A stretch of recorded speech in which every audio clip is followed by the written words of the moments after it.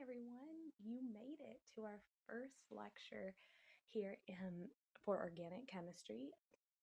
This will do a brief introduction to chapter 1, which should be a review of general chemistry. There's a couple of topics specifically in section 8 that you might not have seen too far in depth in general chemistry, but we have talked about valence bond theory and Vesper theory, hybridization, 3D shapes, electrons, bonds, things like that from general chemistry. And that's what this chapter is all about. It's a good way to get our foundation back from whenever you took general chemistry, whether it was last year or 5 years ago or 10 years ago, or you're just here because you love chemistry and you want to see what organic chemistry is all about.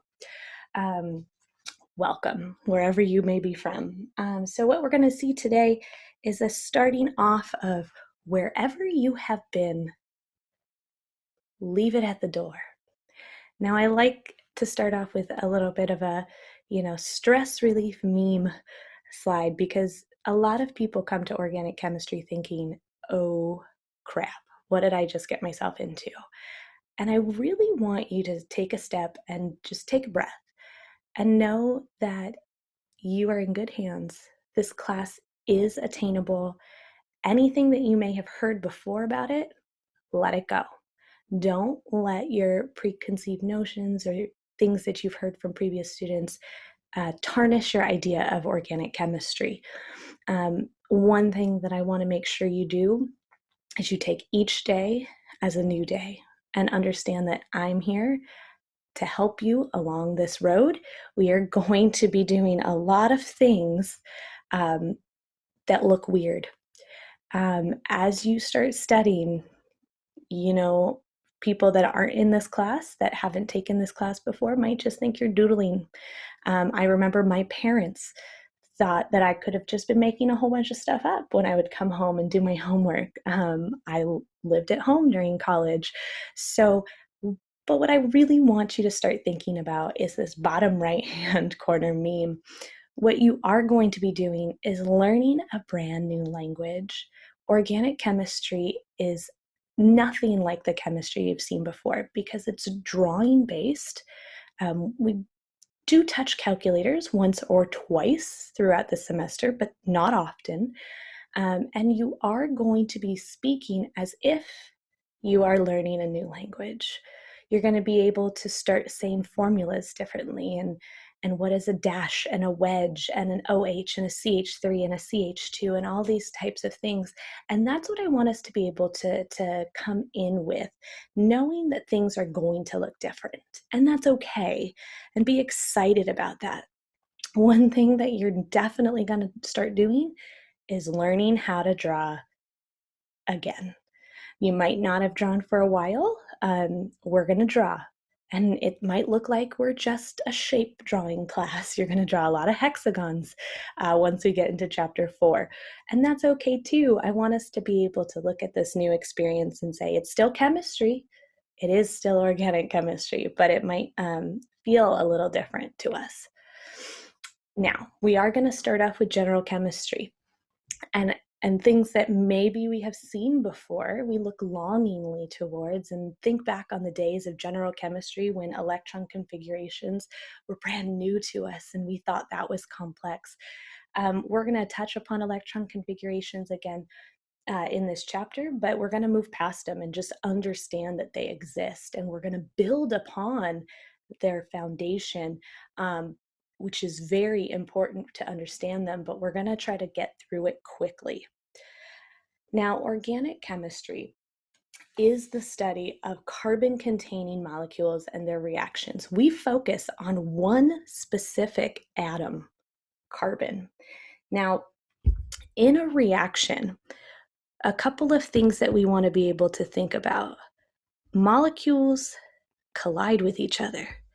They have to interact. They're not just holding hands and passing off one atom to the other. They are smashing into each other. Why do you think we use a stir bar in a lot of reactions to speed it up?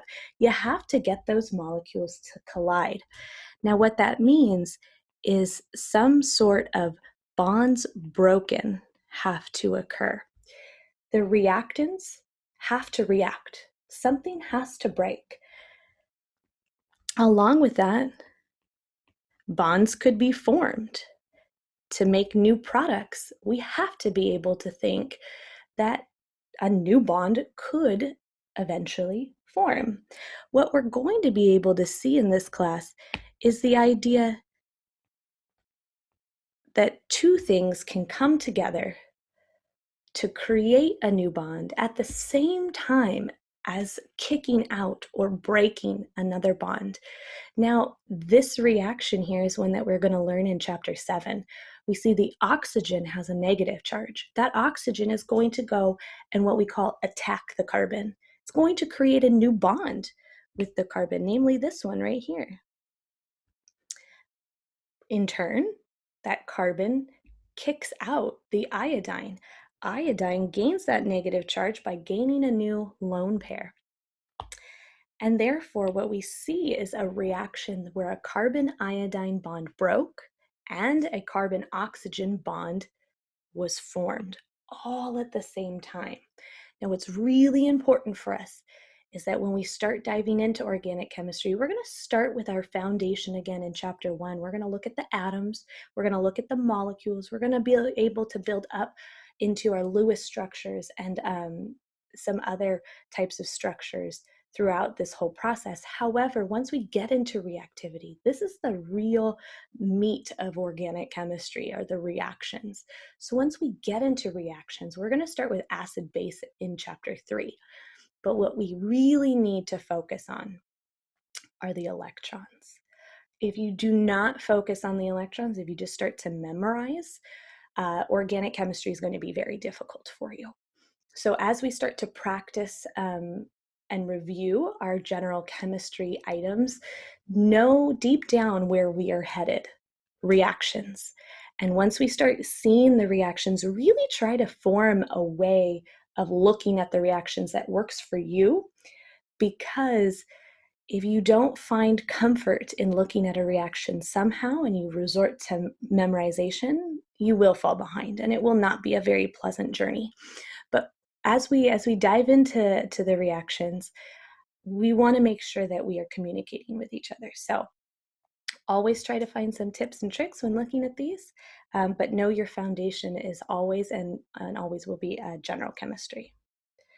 Now, why do we distinguish between organic and inorganic compounds? Well, organic compounds contain carbon, right? Inorganic compounds are the other heteroatoms, nitrogens, oxygens, hydrogens, things like that. Organic compounds are very important because they make up a lot of things. You and me and everybody in this class, we are walking, talking organic reactions. How can we ever think about how we process food, how we can heal in pharmaceuticals, how we can make clothes or plastics? We can't talk about any of those reactions without first knowing about carbon and its reactivity as an organic molecule. So when we think about where we have come from and where we are now, organic reactions weren't well known at the turn of the 20th century. 1900, we didn't really know what the difference between organic and inorganic was. Organic was things that came from living beings. That was the original definition. Now we just know it's essentially carbon. Inorganic is everything else, or what scientists back in the day said, non-living things. And so when we think about organic chemistry, we are going to be seeing a lot of carbon and focusing on it. That doesn't mean we won't see nitrogen and we won't see oxygen. There are going to be heteroatoms within this subject, but it's always going to be carbon-based. Now, organic does not mean non-pesticides. That's just a very, very bad terminology that we used a long time ago. If you think about a pesticide, it is carbon-based, right? So when we're talking organic, we're talking about every single carbon atom ever. And so what I want us to be able to do here is start to bring about real life examples within lecture, within class, within our time together. And so organic for our definition is anything that is carbon-based for its molecule. Now, in the mid-1800s, it was first suggested that substances are defined by a specific arrangement of atoms. Why is a compound's formula not adequate to define it? Well, because the actual arrangement or the structure, this kind of is hinting towards the idea of, you've heard this phrase, structure dictates function. The structure of something is extremely important to define, not just the molecular formula. And that's because compounds with different structures could have the same molecular formula. Things like C2H6O. There's a molecular formula. That's not a structure. That's a molecular formula, and that tells me that there's 2 carbons, 6 hydrogens, and 1 oxygen. Well, I could think about arranging those in a row in my Lewis structure, where I have the 2 carbons and then the oxygen. If I were to review Lewis structures, I'd see how this could satisfy that definition. But what about this structure, where I had the carbons sandwiching the oxygen? These are what we call constitutional isomers. Now, an isomer is going to be anything that has the same molecular formula, but different structure, different orientation. Specifically, a constitutional isomer is going to be a molecule or a pair of molecules with the same molecular formula, same atom count, but different structures or different connectivity. These two are extremely different compounds. This is ethanol. We drink that if we're older than 21. This is dimethyl ether. Definitely not drinkable at all. Their properties, their physical and chemical properties, are completely different. Dimethyl ether has a boiling point at negative 23 degrees Celsius. It is a vapor at room temperature. Ethanol has a boiling point of 78 degrees Celsius. It's a liquid at room temperature. Yet they have the exact same atom count, but their connections, their structure is different. And so therefore we cannot define a molecule by its molecular formula, but only by its structure. And so we are really going to be diving into understanding the structure, the Lewis structure, and not just one central atom molecules anymore. We're going to branch out and see bigger molecules, because those are the ones that we deal with on an everyday basis. All right, so just to remember some of our rules from looking at Lewis structures, atoms that are most commonly bonded to carbon are nitrogens, oxygens, hydrogens, and the halogens, fluorine, chlorine, bromine, and iodine. Those are the ones that we are going to see most often. So not the entire periodic table, but a very small subset. Essentially, it's going to be rows 1 and 2, and then column number 7A or 17, the halogens. Now, with some exceptions, this is a good place to start. If we remember our Lewis structures and our Lewis dot atoms, carbon has 4 valence electrons. We used to draw it with 4 dots. What that means is that to reach an octet, carbon needs 4 more electrons. 8 minus the 4 valence is 4. So carbon generally forms 4 bonds. That doesn't mean it can't form 3. It can, but this is typical bonding. Nitrogen had a Lewis dot atom with 5 valence electrons. Nitrogen had 5 valence. It needs 3 more to reach its octet. So therefore, nitrogen generally forms 3 bonds. Oxygen, Lewis dot atom with 6 valence electrons. He needs 2 more, so oxygen generally forms 2 bonds. Hydrogen, or the halogens, I'll just choose fluorine. Halogens are also represented as X, as you see on that chart. They both need 1 more electron. Hydrogen reaches a duet because it's in row 1. It only has room for 1 more electron. Fluorine only needs 1 more to reach his octet, so those only generally form 1 bond.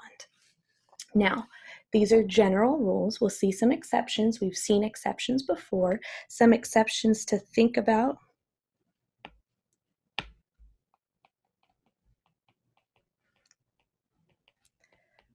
Boron was a big exception to only bring 3 electrons to the table, so he generally makes 3 bonds. Or third row atoms and below, when they could expand their octet. So the incomplete octet in boron and the expansion of the octet in things like sulfur and phosphorus, those were common things we saw in general chemistry. Those still hold true today. We don't often see them, but we will be able to see boron and sulfur and things like that doing what they do best, be exceptions.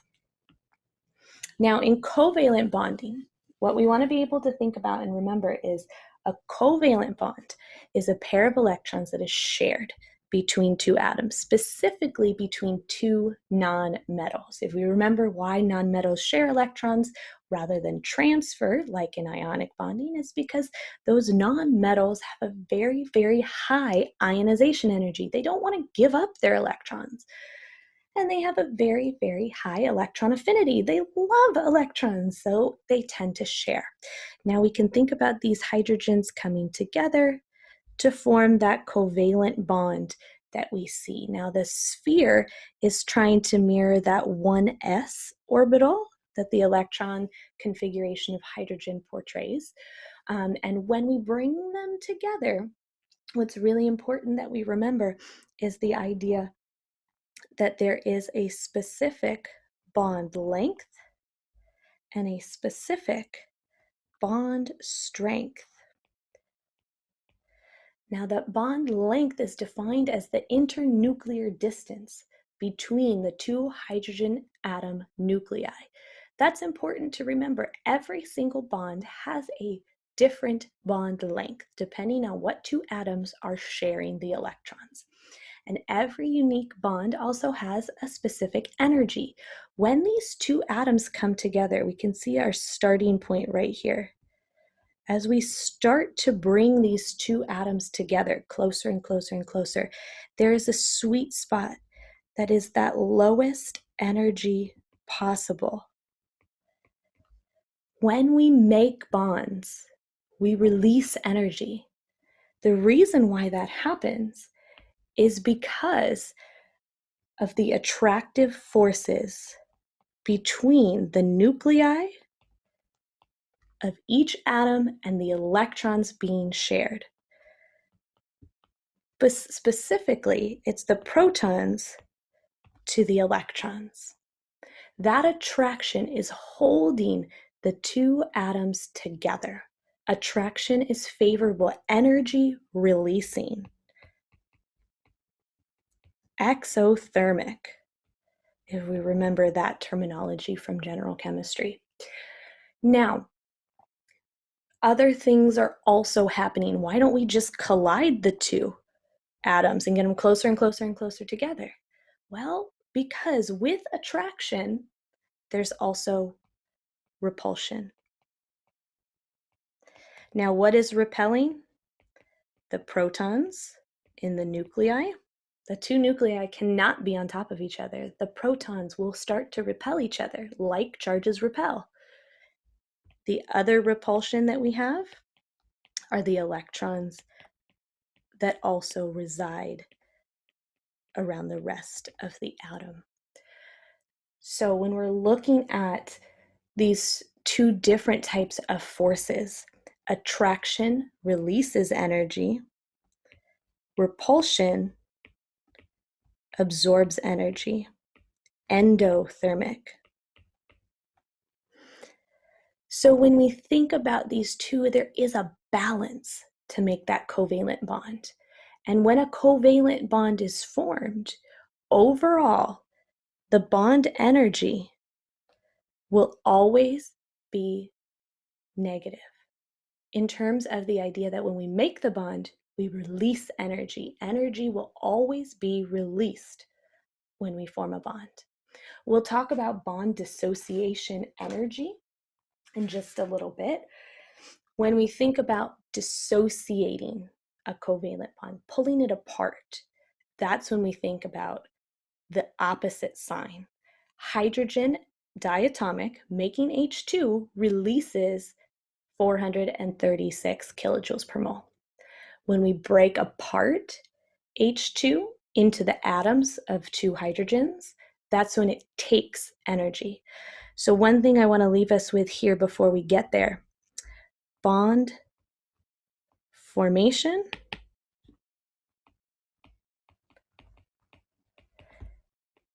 energy released, exothermic. Bond breaking,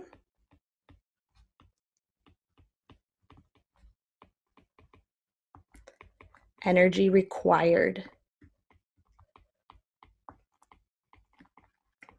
endothermic. One simple way that we could think about that in real life is looking at magnets. Magnets are opposites attracting, right? Your refrigerator is one pole, and the magnet that has, the Care Bears on it, if you're at my house, is the opposite pole. So when I put that Care Bear magnet on the refrigerator, it sticks.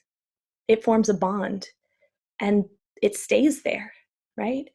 Now, if I wanted to break that bond, all I have to do is pull off the magnet. But me, physically, the surroundings, pulling that magnet off the refrigerator is the energy required to break the bond between the Care Bear magnet and my refrigerator.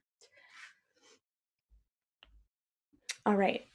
So just a little review of general chemistry again. Protons have a positive 1 charge, neutrons are neutral. That's what's in the nucleus. So when we say nuclei are repelling each other, we're focused specifically on the protons, the like charges that are repelling. Electrons reside outside in the electron cloud. Those are a negative 1 charge. The valence electrons are the electrons that go into reactivity. They are the ones that we want to focus on. So when looking at, and let's just take carbon because he's our favorite child. Carbon has an electron configuration of 1s2, 2s2, 2p2. Now, which electrons are the actual valence? It's anything in the outermost shell, the principal quantum number, that is the final one our element has. Now, the 1s2, that is what we called core. They are stable. They should be a noble gas configuration, and they do not react, ever. We don't like them to react. They're super stable. They're couch potatoes. Do not make them get off the couch. Anything in that outermost n equals 2 for carbon, these are the valence. So S and P count towards those valence. So there are 4 valence electrons for carbon. Those are the ones that get to go into bonding, right? That's how we made our Lewis dot structures.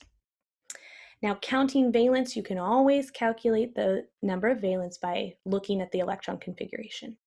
But a quick and easy way is to just practice looking at the periodic table. I have the main group elements here, right? Who cares about the transition elements? No, they're very important. They are. If you wish to study them, that is inorganic chemistry. Excellent, excellent subject. But I chose organic. I like to just focus on carbon. So I'm a little biased.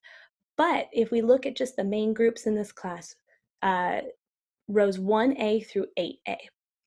Now, 1 valence electron, 2 valence electrons, 3 valence electrons, 4, 5, 6, 7, 8. Remember, the octet rule was there for a reason. The noble gases are extremely stable.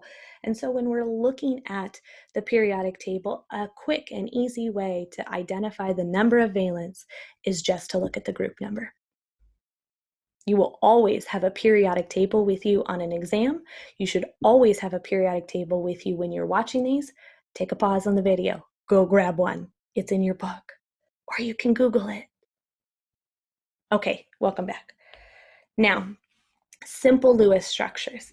Now, when we're looking at Lewis structures, we did a couple of different ways of identifying this. And depending on where you learned general chemistry, you might have taken the simplistic route, where you just draw the individual atoms using the dot representation. So if I were to think about the dot representations I just did for a couple of those, and we'll do NH3 here. So I'm going to draw 1 N and 3 hydrogens. Yes, you might be able to say, well, hey, could those guys go together? And those guys go together? And these guys go together? And your answer is yes, absolutely. You can start thinking about the Lewis dot structure as just a build-up of sharing those electron dots between two different nonmetals. And whenever we saw a bond, we changed it to a solid line. Yeah.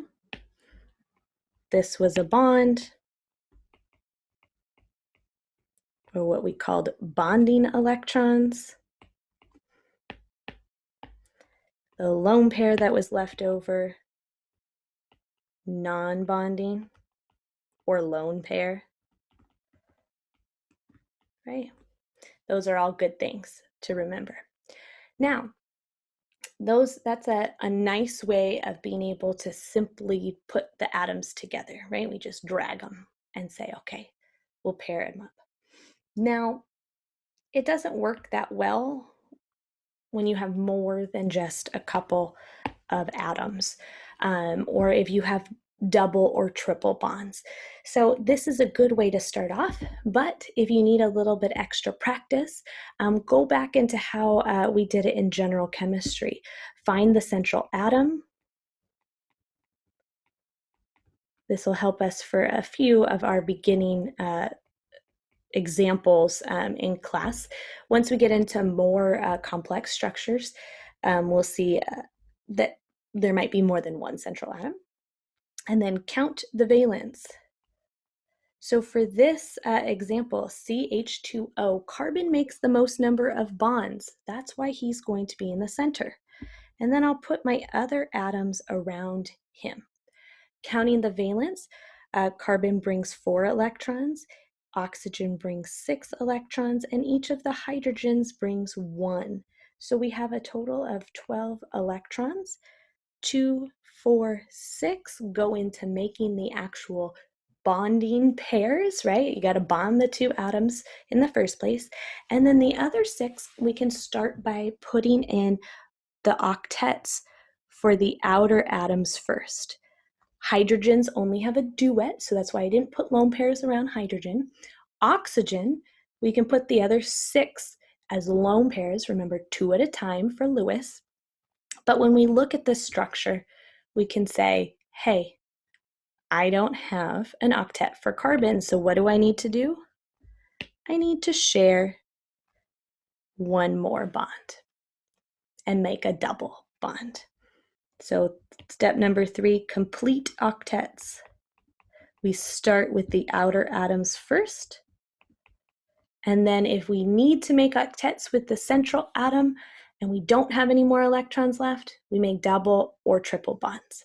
We will practice this a lot more in class. We will get very, very good at these Lewis structures again, but again, rapidly. Okay, couple of things with formal charges. An anion is a negative charge. A cation is a positive charge. You may have seen these more often with the polyatomic anions. We're going to see them all over. We're going to see molecules that are big and bulky, but also have charges. And so we can call these anions and cations just how we had before. And atoms and molecules are typically neutral, but they can also have charges. To determine the formal charge for an atom in a given molecule, we have to compare the number of valence to the number it owns. If you had me for general chemistry, then you know I've used that terminology before. But essentially, when we look at the formal charge calculation, we can say it's the valence minus the number of lone pairs minus the number of bonds. That's what we mean by owned electrons. So in a specific structure, we can say something about the lone pairs that an atom owns and the bonds that an atom is participating in. Those should balance based off of how many valence that the atom brought itself. So if we look at this structure, let's go ahead and take that simple Lewis structure and convert it into a line Lewis structure, putting dots where there's lone pairs and straight lines where there's bonding electrons. Now, carbon typically bonds with 4 bonds, right? To reach his octet, he usually has 4 bonds. This is where we would look at carbon and say, yeah, his formal charge should be 0. He's bonding typically. That's awesome. However, we can do the formal charge calculation. This is for carbon. Carbon brought 4 electrons to the table. He doesn't own any lone pairs, and he has 4 bonds. Overall, his formal charge is 0. He's neutral. Excellent. Now for oxygen, he doesn't look like he's bonding typically.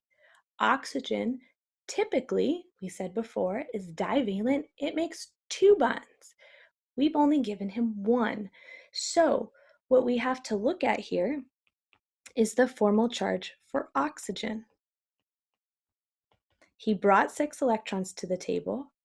He owns 6 electrons that are lone pairs. 1, 2, 3, 4, 5, 6. And he owns 1 bond. There's a -1 overall charge. That means we have to put a formal charge on top of that oxygen. We can do that a couple of different ways. We can write that -1. We can just write a negative. We can negative and circle it. That's typical too. I try to not circle just to keep my images here clean and neat, but feel free to do any of those. You can even do 1 minus. I like just minus. The only time you actually have to have the number there, the formal charge is greater than 1. Greater than +1 or greater than -1. Then you actually have to put the number there. I'll just put a negative. Okay, with polar covalent bonds, we talked about electronegativity. Now, an electronegativity is very similar to the electron affinity that is sometimes talked about in general chemistry textbooks. For us, when we talk about electronegativity, we're referring to these electronegativity values on a chart. You don't need to memorize these numbers, but you will not always get this chart. So a couple of things that you want to make sure you understand is that when we're looking at this chart, we're going to be able to look at a bond between 2 atoms and say, what is the difference in the electronegativity? We should always remember that fluorine is the most electronegative atom. Electronegativity increases going from left to right on the periodic table, and that's because the Z effective, the nuclear charge, is increasing, right? The number of protons in the nucleus is increasing, so it's pulling on those valence electrons tighter, so it wants more of those valence electrons. It also, electronegativity increases going from bottom to top. Our small atoms are more likely to want electrons more. As N decreases, the size of the atom decreases. The valence electrons are being held closer to that nucleus. So when we put another electron in there, that nucleus can feel the attraction more. I like to think about this example a couple of different ways. The one that you'll hear me repeat a lot is the idea of Red Rover. Everything you need to know you learned in kindergarten, right? So if you were lucky enough to be able to play Red Rover in kindergarten, you remember you stand next to your friends and you hold hands and you say, Red Rover, send so-and-so right over. And somebody on the other side of the field comes running and tries to break through the bonds that you are holding on to your friend. The tighter you hold on is more likely because you and your buddy are standing closer together. So we always want to think about how big an atom is or how small an atom is, and think about the pull, the strength. Just like if you were standing really, really close to somebody, you can hold on to them really tightly. If you're standing very, very far away, spread out your arms as you're listening to this lecture. If you spread out your arms and you try to hold on to something very, very far away, your grip is not as strong. So the pull on that very far away thing is not as strong. Same thing with electrons. We'll act that out in class later. Now, there are three general types of bonds. Covalent and ionic are the main two, but there's also this middle gray area of polar covalent. Now, when the electronegativity difference is less than 5, change in electronegativity is 0 to 0.4. That is what we call a covalent bond, equally sharing of electrons. These two you should know. Carbon to carbon, or any identical atom to atom bond, or bromine to bromine, oxygen to oxygen, that would all be a change in electronegativity of 0, covalent. Carbon to hydrogen, you're going to see a lot of carbon to hydrogen bonds. Those are covalent, what we call non-polar covalent. Their change in electronegativity between carbon and hydrogen is not big enough to have the electrons shifted towards one atom or the other. A polar covalent bond is when we have that electronegativity difference of 0.5 to 1.7. If we have an electronegativity difference of that, what we actually get is an unequal sharing of electrons. We've maybe have seen the dipole arrow before. Oxygen is more electronegative than carbon. Oxygen's electronegativity is a 3.5. Carbon's electronegativity is a 2.5. Specifically for this example, that change in electronegativity is 1. Oxygen has a higher electronegativity, so he is more negative. He's not an actual minus charge, but he is a delta. This is a delta, or a partial negative. Carbon is less electronegative, so he is actually feeling slightly electron deficient. He's a delta positive, or a partial positive. When we look at these deltas, the lowercase d with the plus sign is your partial positive, or delta positive. The little lowercase d delta with the minus sign is your delta negative, or your partial negative. Not actual charges, not ions, just an unequal sharing of the electrons within that bond. We'll talk about what this means for reactivity in chapter 3. Now, an ionic bond, the electrons are not shared at all. They are actually transferred. So there is this threshold now of the change in electronegativity. Now, electronegativity is greater. Electronegativity is a difference greater than 1.7 is going to be our ionic bond, where instead of partial positives or partial negatives, instead of the line, what we actually see here are charged particles where the electron was transferred itself. So, spectrum, right? Electrons tend to shift away from lower electronegativity atoms towards higher electronegativity atoms.